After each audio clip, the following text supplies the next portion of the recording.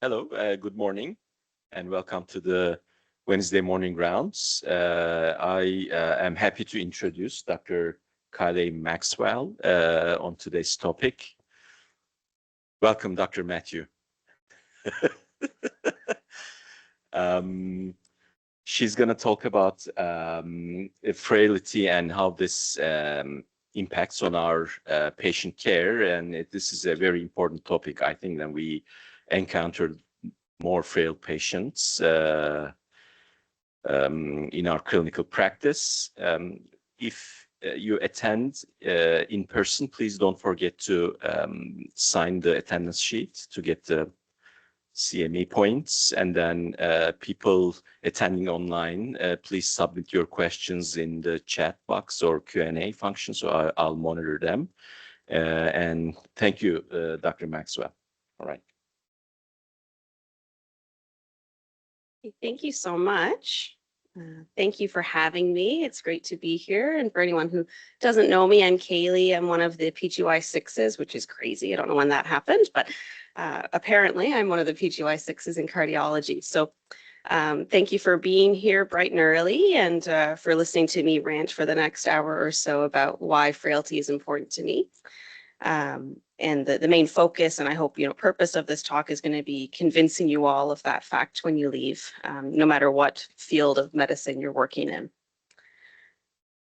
So a little outline of what we're going to talk about today, just a bit of an overview of frailty so that we're all on the same page, just in terms of what that actually means, what it means within the world of cardiology, and then specifically within acute coronary syndrome, and then what's coming next for research in frailty in general and for my own research. So I'll bring you back to picture baby Kayleigh, R1, first block of residency. I'm in Newfoundland. I'm on CCU. I'm very excited and don't look much different than I do now. And I had a lot of patients. It's a busy spot, lots of acuity, lots of really bad coronary disease. And I'll just highlight two, hypothetical patients that I came across during that time. There's a 65-year-old gentleman who's admitted with an NSTEMI, pretty standard affair, found to have significant multivessel disease on an angiogram. Past medical history, as you can see, is quite significant. This patient lives in long-term care. They have limited mobility and have a number of really challenging comorbidities to co-manage. This patient was referred for discussion at revasc rounds in terms of should we attempt complex PCI? He's a young guy, high surgical risk. What are we going to do? Okay. The next patient is an 88-year-old lady, also admitted with an NSTEMI. She lives in a basement apartment in her son's home, walks around on her own slowly, albeit, but without any gait aids. She also has severe multivessel disease on her angiogram and has the usual trifecta in terms of hypertension, dyslipidemia, osteoarthritis, atrial fibrillation, some of the more common comorbidities we see as we get older. And she's determined, given your advanced age and your overall goals of care, we're going to go ahead with medical management for you. And so again, these are, hypothetical cases, but certainly cases that I encountered during that block of residency. And it had me thinking, why? How do we determine who gets what?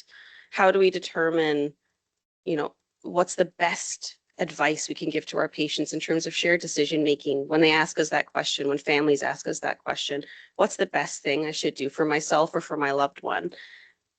Is it right that we're offering intervention potentially to one person and not the other? Is there a way to kind of assess that a bit more thoroughly and without that biased lens of ageism? And it got me thinking about frailty. And it was a bit, the stars sometimes align and the universe sends you in a certain direction. My second block of residency was in geriatrics. And so I went off to geriatrics and appreciated the lack of acuity for a little break and learned a ton about what frailty means and how to assess it and why it matters. And hence my master's project was born from that. So in terms of what frailty is, there's a lot of misconceptions out there. There's a lot of preconceived notions about what it means. A lot of people think it's just what happens when you get older people, synonymous with being frail people. Once you're frail, that's it. Sayonara. There's nothing else we can offer you. There's no going back from that. It's the same thing as having a long list of other health conditions. It comes to us all. These are all things I've heard, and none of them are true. So in terms of what frailty is, the Canadian, excuse me, Frailty Network is an excellent resource, not just for people interested in geriatrics, but for all healthcare professionals. And I really like this quote that, frailty it's poorly understood, pervasively underrecognized, and underappreciated by both ourselves and by the public. And I think that really rings true when we look at research within not just cardiology, but in all kind of acute specialties in terms of how we enroll patients in trials and then how we apply that data to our own patients. So what is it? I've talked to you about what it's not. It's a clinical syndrome. So rather than being something that is synonymous with getting older, it is a syndrome just like any other that you may have and you may not, and may happen at any age. There's a spectrum of frailty. You can go from having a very mild amount of frailty to being severe on the frailty scale. That process is not stagnant or static. It's very dynamic. You can have a period in time where you're more frail and then bounce back, and vice versa. After I had my kid, I tell you, I was pretty high on the frailty scale, and I'm slowly bouncing back. And that happens to us all throughout our life. And ultimately, it's an important concept that I think we need to understand. So if anyone here has worked with me clinically, you've heard me talk about the backpack. And this is how I was taught about frailty by Dr. Babb in Newfoundland, a geriatrician there. And it's how I explain frailty to patients and their families in a way that makes sense to me. So we're all born with a backpack. We're all born with a bag.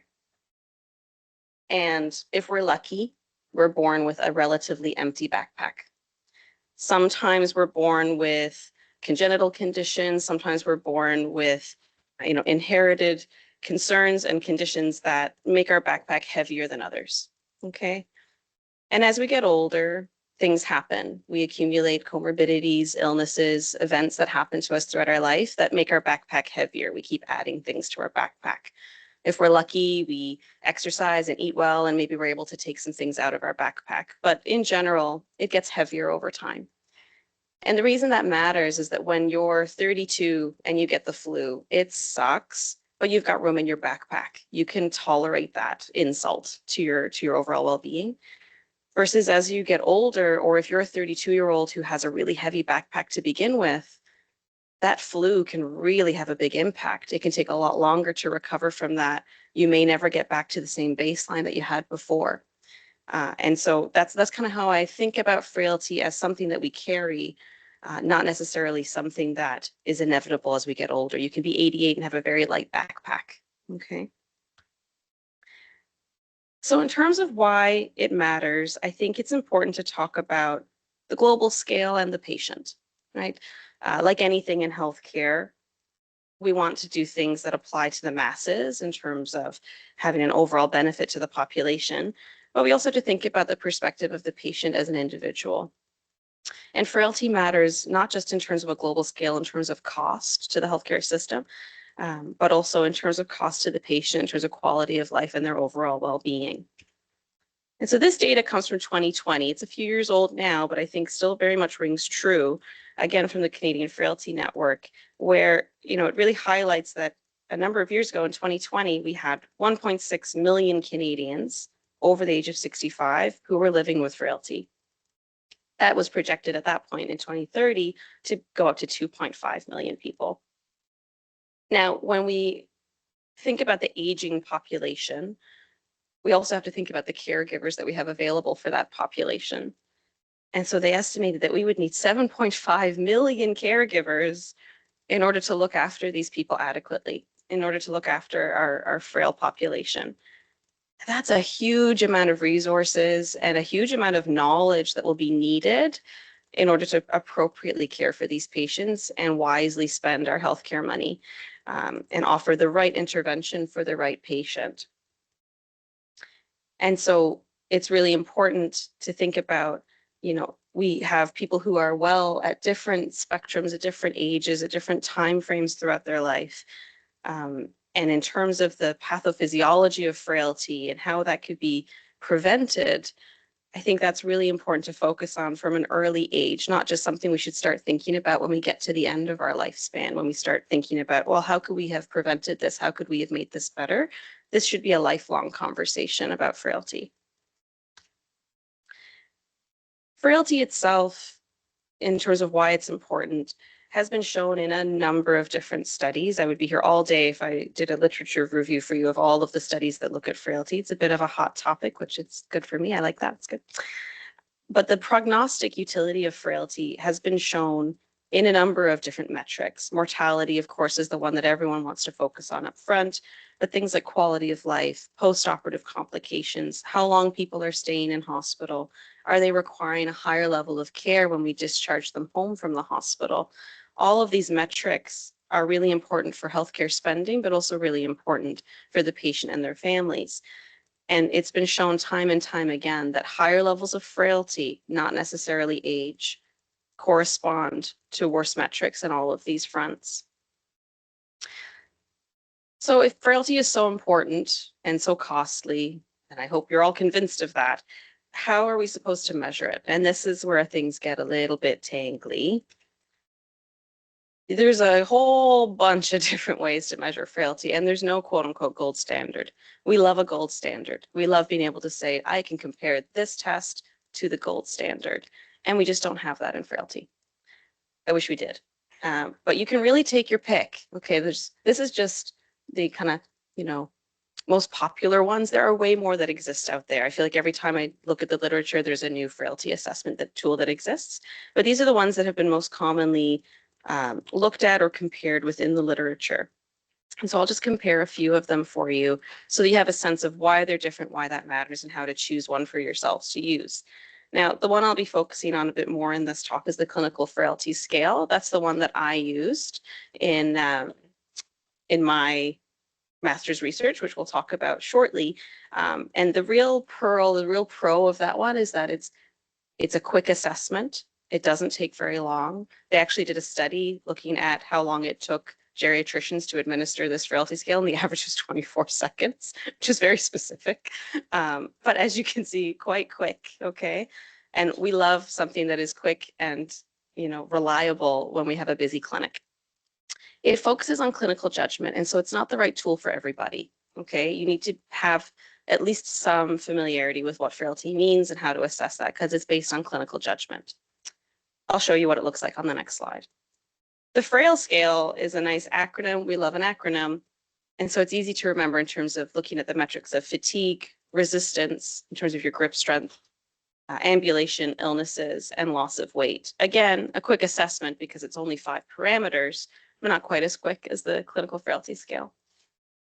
The fried phenotype is also a very popular one, but important to note that it focuses on physical frailty. And so in terms of frailty phenotypes, there's physical, there's cognitive, and there's a combination of the two. And so this one is really good in terms of looking at your physical frailty, but not so much your cognitive frailty. It requires actual measurements, things like measuring grip strength, checking someone's weight, checking their walking speed, those kinds of metrics. So by virtue of that, it will take longer to do. And lastly, the frailty index, another very popular one in the literature, is a very extensive assessment. It varies in terms of the different versions that exist. It's the same individual, actually, Dr. Rockwood, who created the clinical frailty scale, who created the frailty index initially. And it has since been modified by various people, but it can include up to 30 or 40 different variables. It's a lot. It's something that you see more in research rather than in clinical practice, and tends to be more in geriatrics focused research rather than other types. It requires an extensive chart review. And so not the most practical test, but people do talk about it as a quote unquote gold standard because it's so comprehensive. This is the clinical frailty scale by Rockwood et al. He's based out of Dal. And so this is the scale that I used. And so to take you through it, it's a scale from 1 through 9, 1 being someone who's very fit. Okay, this is someone who can do everything they want to do in terms of physical activity, cognitive abilities. They are doing really, really well for their age category, right? So this is all in comparison to other people in your cohort, your age, in terms of what would be expected. all the way through to 9. This is someone who's terminally ill, someone who is potentially in hospice or under palliative care, where you're approaching end of life. And then everything in between. And often it gets categorized into buckets. So 1 through 3 being someone who's not frail, someone who's very fit or managing well. 4 through 6 being someone who is living with at least some degree of frailty. And then 7 through 9 being considered severe frailty. And so you can see how this would actually be quite a quick assessment, that you don't need to review someone's chart. You really just need to see the patient and talk to them about their activities of daily living, how they're able to cope, how they're able to function. And so if you're someone who has a familiarity with frailty and how to assess that, it's a very quick assessment.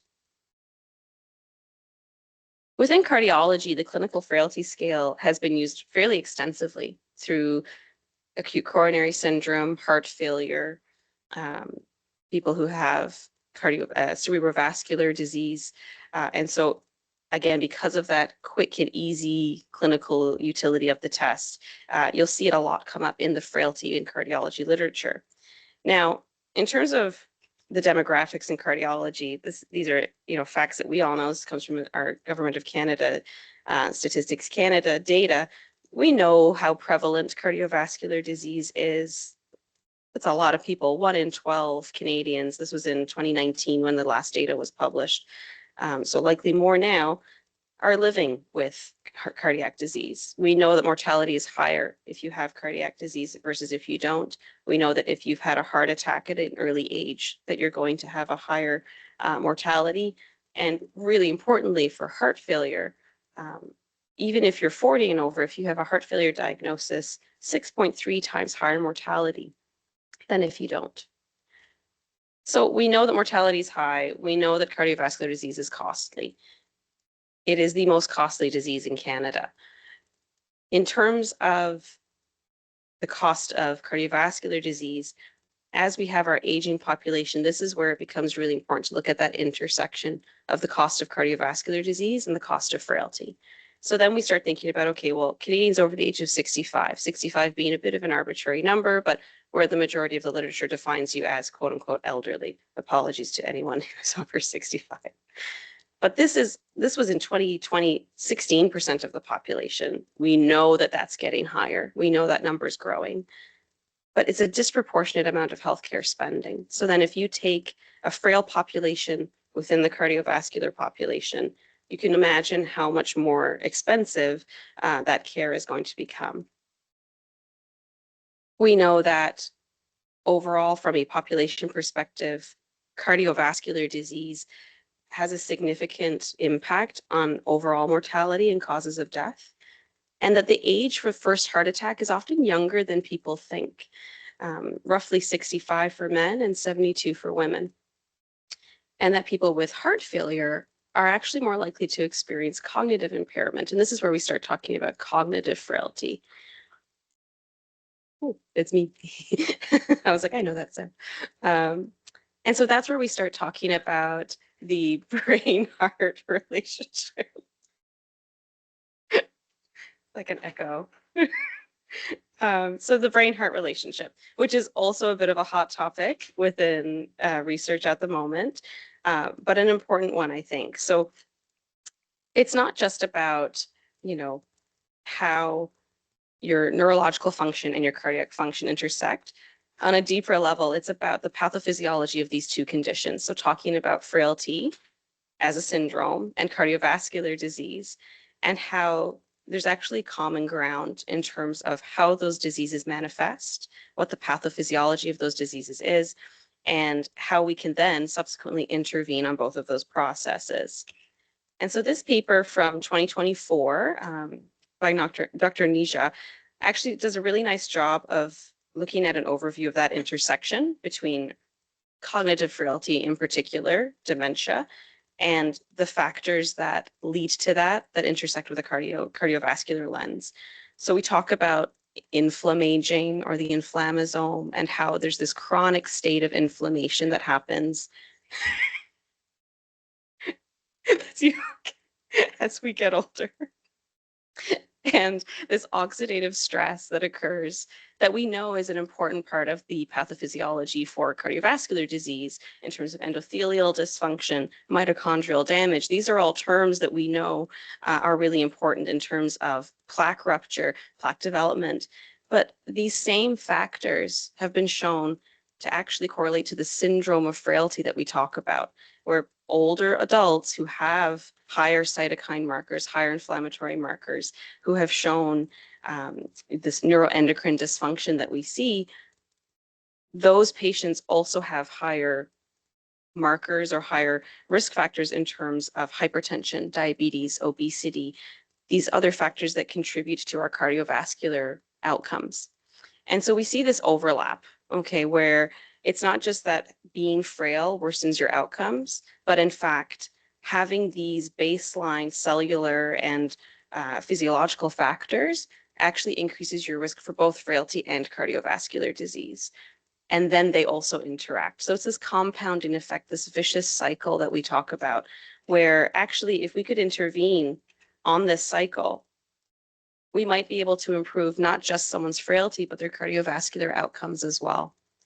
And so this relationship that's bidirectional between cognitive physical frailty as well as cardiovascular disease has become the focus of a lot more research within the frailty spectrum. And so then along that inflammaging, inflammasome, oxidative stress pathway, acute coronary syndrome. And this brings us back to that first block of CCU where I'm wondering, okay, what about my acute coronary syndrome patients? How am I going to use frailty to help determine what to do next? At the time, we knew that cardiovascular disease was a leading cause of death within Canada, that there was a lot of research within cardiology, but not a lot applicable to the elderly. A lot of trials saying, oh, we'll exclude patients who have frailty, we'll exclude patients who are older. We do know that if you're older than 65, you're actually less likely to receive evidence-based treatments. And that cost of frailty that I talked about is very steep. So even within the cardiovascular population, 54 to 100% increase in healthcare costs. And in Newfoundland, which is obviously where I was at the time, the patients there are older and have worse rates of cardiovascular disease. And so it led me down that rabbit hole of, well, what has been done so far? And at the time, these were the biggest trials in that sphere. So all prospective studies, all observational, fairly small cohorts, 150 to 285, looking at frailty in ACS patients. And across the board showed that it was actually an independent predictor of mortality. That doesn't seem that surprising, but only one looked at quality of life as a metric as well. And you'll notice they all looked at older patients. So none of them actually used the clinical frailty scale, which is the one that geriatricians in Newfoundland use to assess patients. They all looked at older patients over the age of 80, 75, only at type 1 MI. Only one looked at quality of life. And they all excluded patients who had advanced dementia or who were unstable acutely. And I felt like that was a bit of a gap. I felt like that excluded a lot of people who inherently would have higher levels of frailty. And so it didn't necessarily apply to that population that I wanted to look at. And so my master's was born. So I looked at the impact of frailty on outcomes for patients undergoing any type of treatment for ACS, admitted with any type of ACS. So anyone 65 and older who was admitted to the Health Science Center, which is our main tertiary hospital in Newfoundland, I went to go see them within a few days of their admission with ACS, obtained their consent, assessed their frailty with the clinical frailty scale before looking at their chart to try and avoid any bias from myself. And then I categorized them as to whether or not they had unstable angina and STEMI or STEMI, and then again as to whether they received medical management, PCI, or CABG. And so it was a 3x3 statistical analysis. My outcome was at 1 year, mortality as well as quality of life, comparing baseline to at 1 year. And I did the data collection over just under a year period. Now, in terms of developing this study question, looking at the literature at the time, the mortality in frail patients with ACS from those studies that we talked about was estimated at about 13%, versus in non-frail patients with ACS was at about 2%. And so using that information in order to have adequate power, there's an estimated need for 180 patients. But that would just be to compare not frail and frail. Because I wanted to look at different categories, it needed 260 minimum, so I aimed for 280 to allow for loss to follow up. And the unique feature of acute coronary syndrome management in Newfoundland is that it's the only cath lab in the province. So anyone in the province of Newfoundland and Labrador who needs an angiogram will at some point come through the Health Science Centre. Of course, this study will still exclude patients who were either deemed too frail for transport, too unstable for transport, who passed away before they had the chance to get their angiogram. But nonetheless, it's a pretty unique opportunity to do an almost provincial-wide study at a single center. Again, this is the frailty scale that I used. And just to show you how it looks in a different version, there's different ways to ask these questions. But the important thing to highlight here is that it's actually based on 2 weeks before your current illness. So if you're thinking about someone who's in front of you who's just had a heart attack, they're going to feel more frail. They're going to appear more frail. That's not a fair assessment of their frailty. And so the key is actually asking them 2 weeks before you came in, 2 weeks ago when you were at home, how did you get around? Who helps you with things at home? Do you do everything on your own? How do you feel overall? Do you feel like your comorbidities are well managed? And trying to do this, again, with as little bias as possible. So not looking at the chart, not looking at any of the notes from other providers before assessing the patient. This is the quality of life scale that I used as well. It's also quite robust in terms of how it's been evaluated in the data, but it looks at different parameters, and it's really a subjective assessment of quality of life because at the end of the day, quality of life is subjective. So mobility, self-care, your usual activities of daily living, any pain that you're experiencing, any mental health concerns you're experiencing. And patients were asked to, I would hand them this paper, they would rate themselves in terms of their overall quality of life. And then I did that again at 1 year over the phone. I got my 280 patients. And out of those, half of them were actually not frail. 41% were mild to moderately frail, and 9% were actually severely frail. So in that 7 to 9 category. So quite a significant burden of frailty in Newfoundland. In terms of some patient characteristics to highlight for you, the mortality was 14.6%, higher than I had expected initially. The average age was 74. About half of the patients were admitted as an end-STEMI, and about a third received medical management alone. And then again, as I mentioned, quite a frail population in terms of the number of severely frail people. In terms of the comorbidities and patient characteristics, it's all pretty standard in terms of what you would expect for a cardiovascular population. The majority of people had some degree of hypertension, dyslipidemia, and diabetes. But what I wanted to highlight is only 7 people had dementia, yet almost half of the patients were frail in some capacity. And so it really highlights, I think, that importance of separating cognitive and physical frailty, as well as knowing that not all patients who have a diagnosis of dementia have the same amount of frailty. Okay. Now, all of that work was for this slide, which is kind of silly in hindsight. But anyway, all of that work was for this slide. And so it thankfully very nicely demonstrated that there was a huge impact of frailty when assessed independent of all other factors on mortality for patients admitted with any type of ACS. And so it didn't matter what their comorbidities were. It didn't matter how old they were. It didn't matter if they had a STEMI or unstable angina. It didn't matter if they got PCI versus medical management. What mattered for mortality was how frail the patient was at baseline. And the hazard ratio was very impressive. As I said, the mortality at 1 year was higher than I had anticipated initially. But you can see that even for mild to moderate frailty, the hazard ratio was 3.8. That ain't good. And then for severe frailty, 5.4. So a significant increase in your level of mortality for these patients. And then the other major reason I wanted to do this study was to really look at, is what we're doing making people feel better?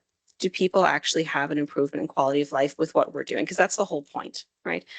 And so patients For follow-up, I reassessed 169 of the cohort. 41, of course, had deceased, and then 70 were lost to follow-up, just unable to contact, thanks to the geography of our lovely province of Newfoundland. And overall, there was a net improvement in quality of life for survivors, which is great. It means that hopefully we're doing something overall. But important to note that the improved quality of life after a year was seen more so in patients who had lower levels of frailty. Okay.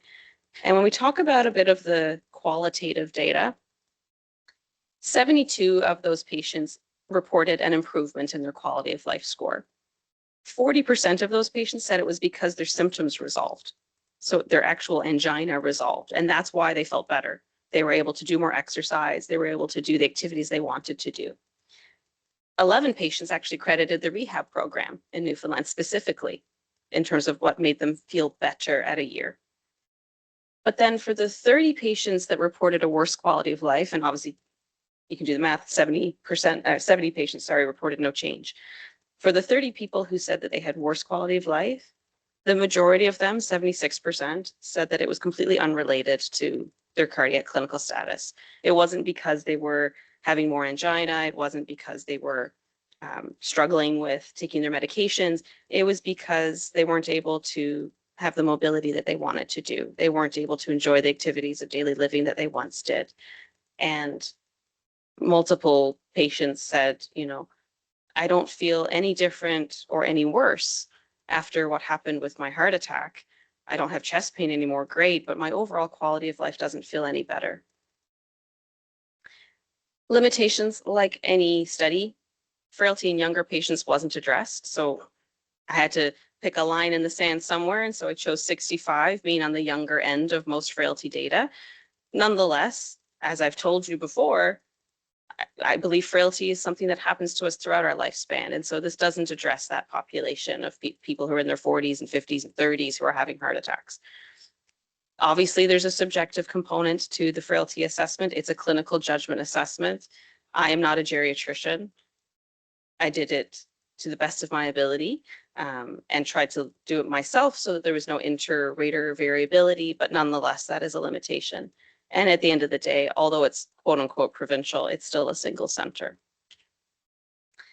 Now, since I finished that project, frailty has exploded in the cardiology world, which is awesome. It's so good to see. It's very validating. And so most recently in December of 2025, this was published looking at frailty as a prognostic factor for adults with acute coronary syndrome. And what is most important here is that they looked at all ages, which is awesome. The vast majority of the frailty data that we have is really just looking at older adults. And this is the first one I've seen really that addresses the fact that people who are younger than 65 can still have frailty. So it's an observational study. It was done over a number of years, 2014 to 2022. They used this thing called the Norton score, which includes physical condition, mental status, activity, mobility, and incontinence. And they subcategorized it as you're frail or you're not frail. You either have a high or a low score on the scale, 2 buckets of people, frail, not frail. It was a lot of patients. It included all ages of patients, which is amazing. But they looked at a very short follow-up period, so 90 days. Not looking long-term data, we're looking very short-term here in terms of death and complications. But what they've shown really nicely here is that your chronological age is not the same as your biological age. And so if you're someone who has no frailty and you're younger, you're less likely to have that outcome than someone who's older with no frailty. But if you're someone who's younger with frailty, you're actually more likely to have a bad outcome. And so I think it really nicely demonstrated, that concern I have, which is that maybe we should be focusing more so on frailty rather than age. And so what comes next? In terms of what do we do with this information, I feel fairly confident that frailty matters, but how do I use that for my patients? I started all of this really wanting to persuade my colleagues and mentors that it would be important to do a formal frailty assessment prior to things like revasc rounds, prior to discussions about patients in terms of their management decisions, not just to help us make the decision as to what we should offer these patients for management, but also to help improve the outcomes for patients who are identified as frail. So when you come into the hospital, getting an assessment of your frailty status to see how we can actually improve your outcomes, regardless of what intervention we offer you. And that looks like things like pre-op, and op can mean, CABG, PCI, whatever the case may be, but your pre-intervention optimization. So having dietitians on board for nutritional support, prehabilitation. Sarcopenia is a huge marker of physical frailty in patients. And so how can we work on that in hospital and prior to admission for elective patients to try and help their outcome improve over time? Doing a comprehensive geriatric assessment. We talk about heart teams or geriatric cardiologists and things of that nature. And that's becoming more and more, of a interest in terms of specialty because of this aging population, because of this kind of newfound respect for frailty that we're seeing in the literature. Postoperatively, delirium has a huge impact on patients' outcomes, both in hospital and after discharge. And so recognizing that early, having standardized order sets for delirium assessments as well as management, of course, done in conjunction with geriatrics. Again, that early nutritional support, rehabilitation for everybody.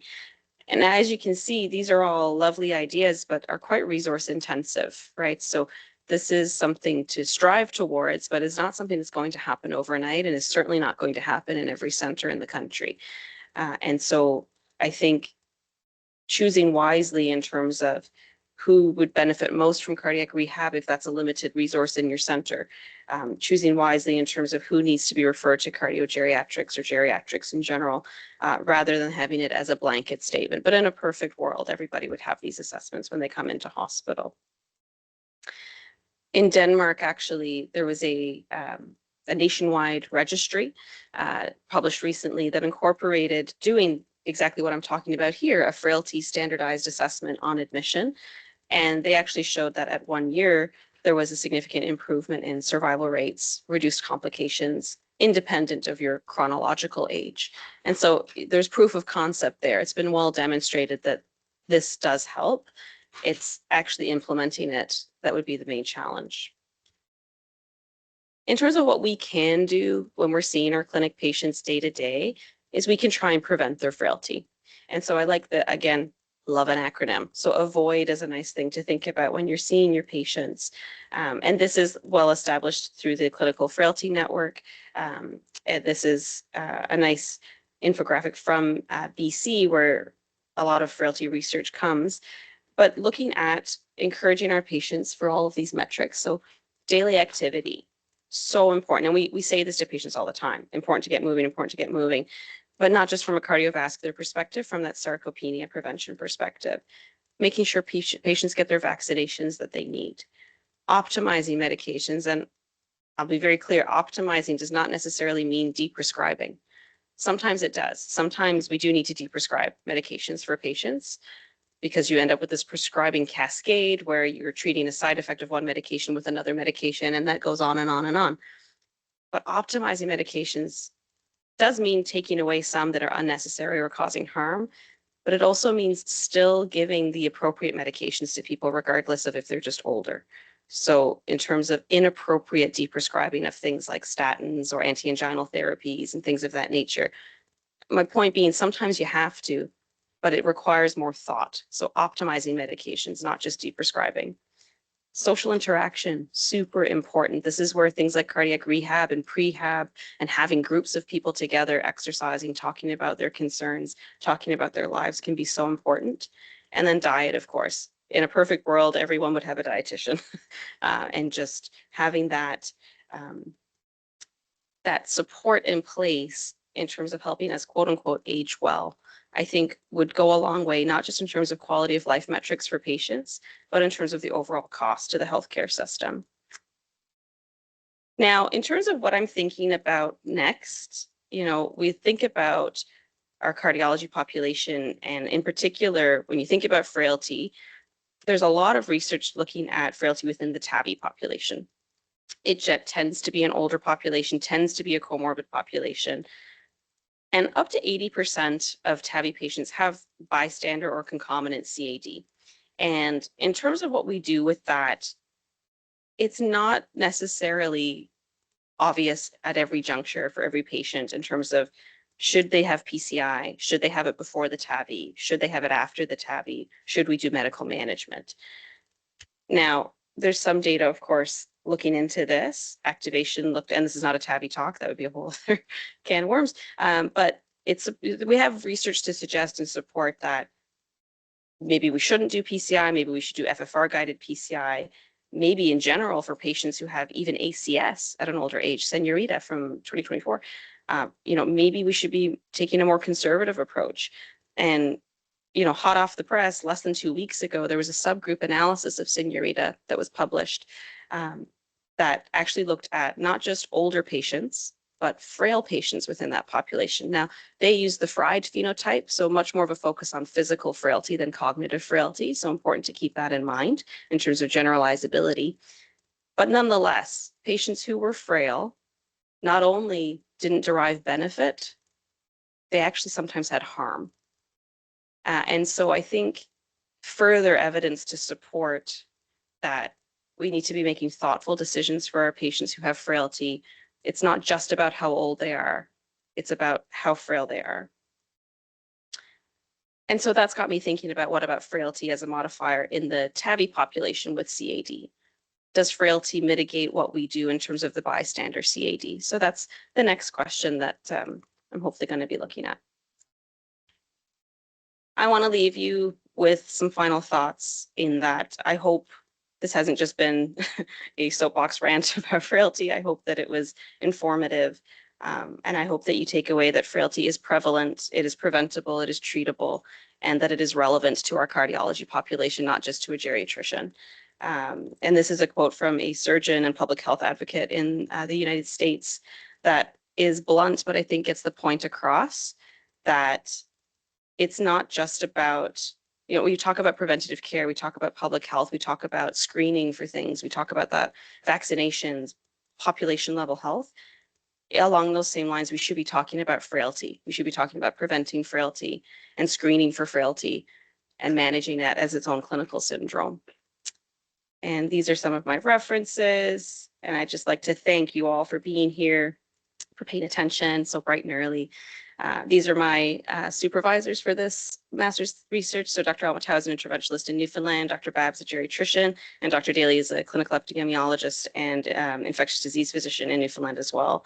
And I just want to thank Dr. Froschel for putting up with me in clinic all year and listening to me rant about frailty for every patient that comes through the door. And for really kind of letting me take ownership of that within the clinic space, and for obviously being a great program director.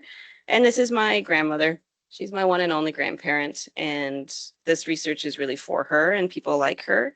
She's 86 years old. She lives in the same house on a little island in Scotland that she's always lived in. She gardens, she's active. She has psoriatic arthritis, but doesn't slow her down. And she's a great example to me of what it means to age well and the importance of tenacity as we get older. But I want to think about her when I'm seeing patients who are 86 and think about what I would want someone to do for my not frail grandmother, not just an older person. So thank you.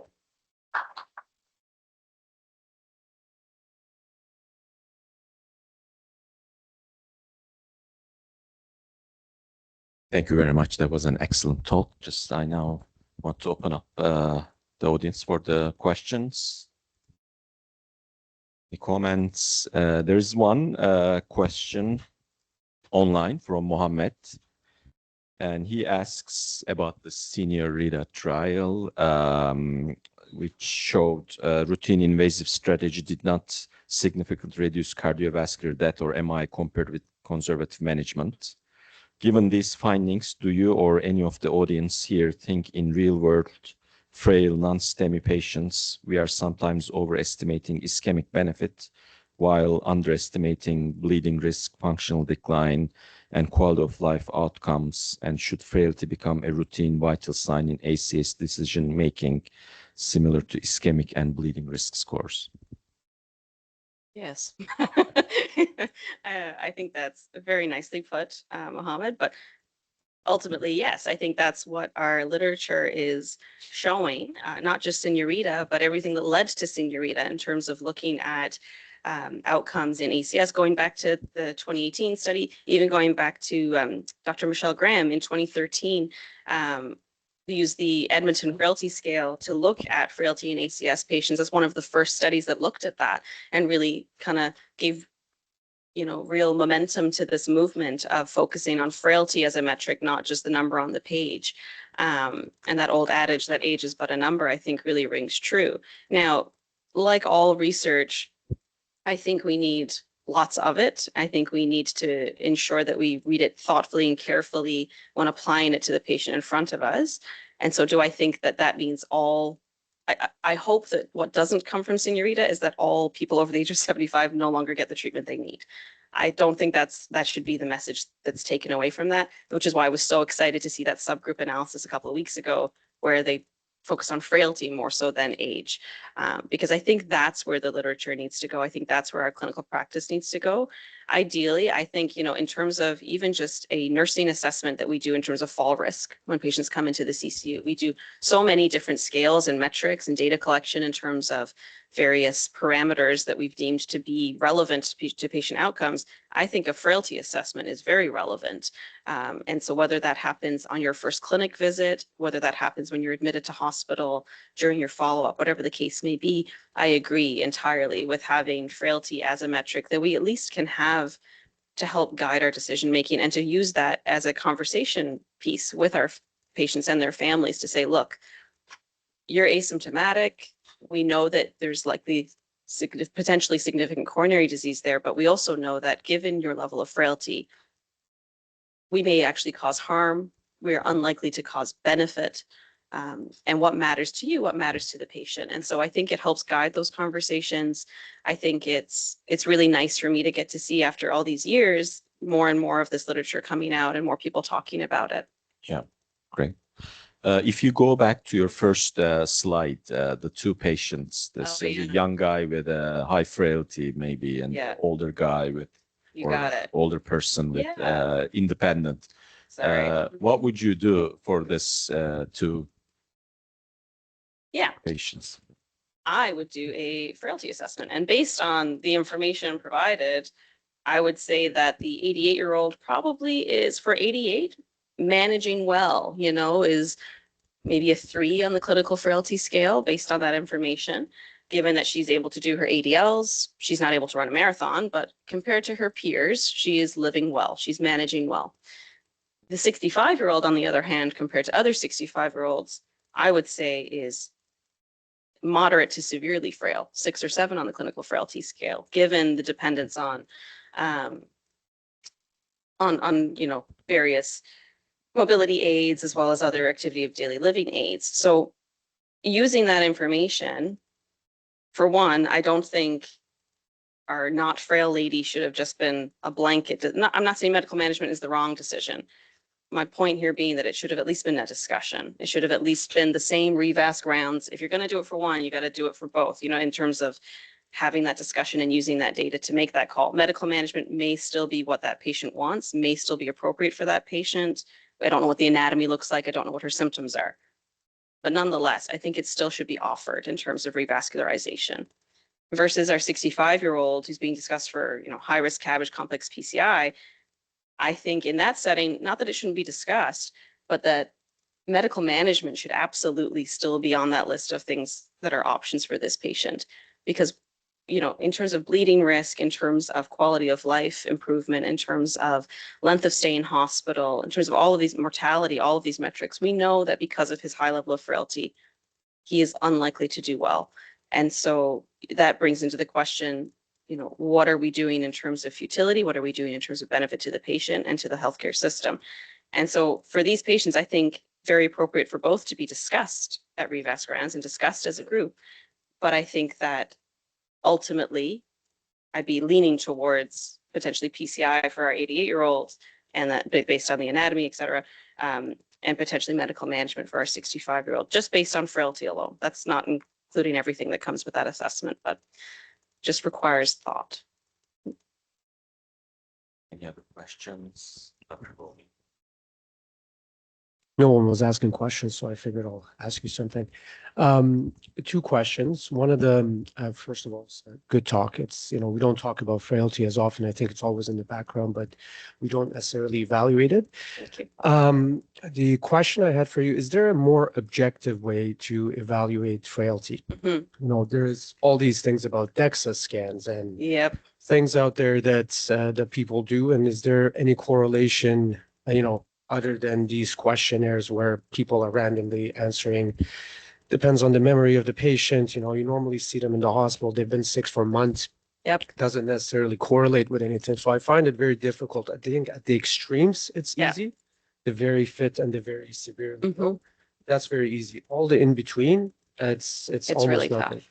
Yeah. So that's one question. So a more objective way or some AI-based kind of evaluation of what's going on in their chart over the last, 5 years to give you a score. And then the other one is, who do you think is best to actually do the frailty evaluation? So is it any physician? Is it any nurse? Is it super trained person that needs to do this if we don't have an objective way of doing this? Yeah, excellent question. So, in terms of a quote unquote objective assessment of frailty, as I said, no real gold standard. Some objective parameters that people have been looking at are biomarkers for frailty in terms of, we love a biomarker. So in terms of looking at cytokines in particular, along those same lines of inflammaging as a biomarker for frailty. That's really focusing on the pathophysiology of frailty, which I think is an important kind of basic science next step as well, is actually looking at, okay, if frailty is a syndrome, how can we actually measure it in terms of intervening on that? Are these patients who would benefit from inflammation management, for example? Sarcopenia is probably the biggest one in terms of a correlator for physical frailty. It becomes really challenging because physical and cognitive frailty are not necessarily synonymous with one another. They are different entities that may both be present in a patient but might not be. And so assessing someone's cognitive frailty as opposed to their physical frailty are two different metrics, two different parameters. And so the point of these questionnaires and these scores and these indexes is that it tries to encompass both of those phenotypes of frailty.